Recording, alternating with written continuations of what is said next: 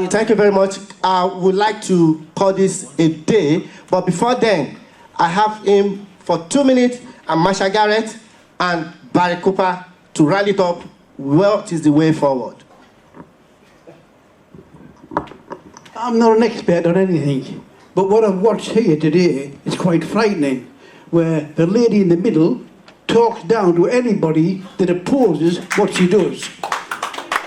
She's saying that these things don't exist. She's shaking her head all the time, when obviously they do.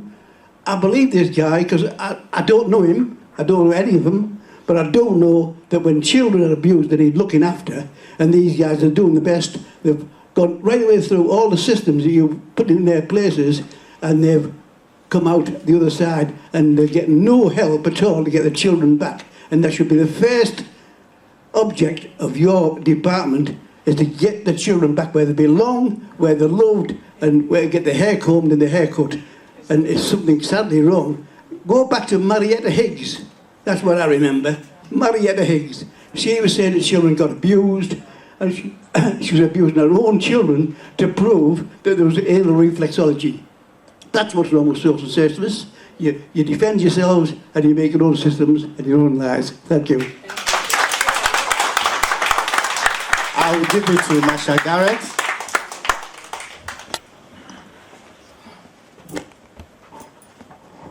Just to close in, my name is Marsha Garrett and I work for a project called Challenging Racism. And the main thing that I'm going to focus on, I'm not an expert in social services. I've thankfully had minimal dealings with them. And I just want to say, this lady cannot speak for every social worker. What she can do is speak on her own practice. So I think that she needs to be commended really for coming in to a very emotional situation, which I understand the emotion. A few people have mentioned race with regards to their case, and that's the thing that's caught my attention. For you, sir, when you said, were you asked about dealing drugs? For me, that's racial profiling. Can you prove that? It will be exceptionally difficult. That's how structural racism works. The race disparity audit that came out in 2017, done by the Tory government, and I'm sure they didn't want it to come out, the truth came out that there is structural racism at the heart of all of our key social institutions.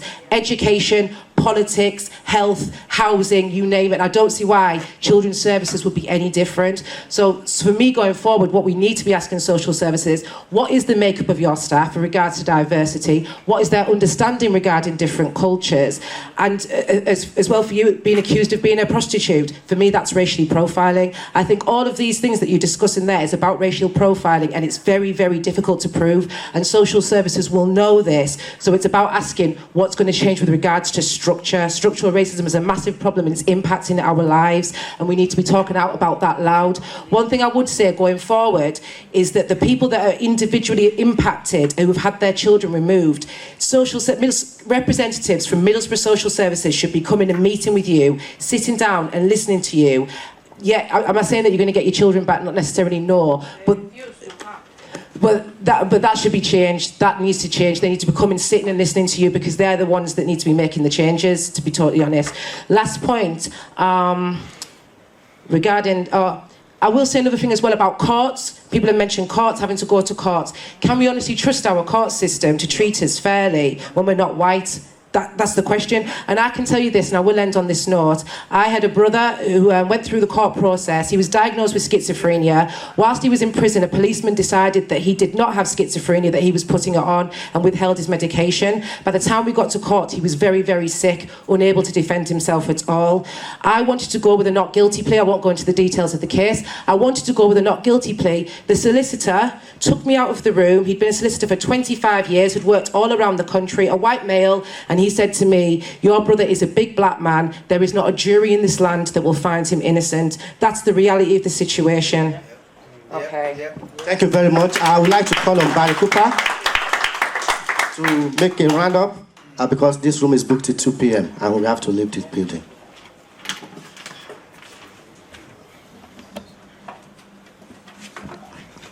Thank you. How do we go forward? Well, the only things I can say to you is the legal system in this country presumes innocence of everybody until they've had the day in court, and I can't interfere in the legal system.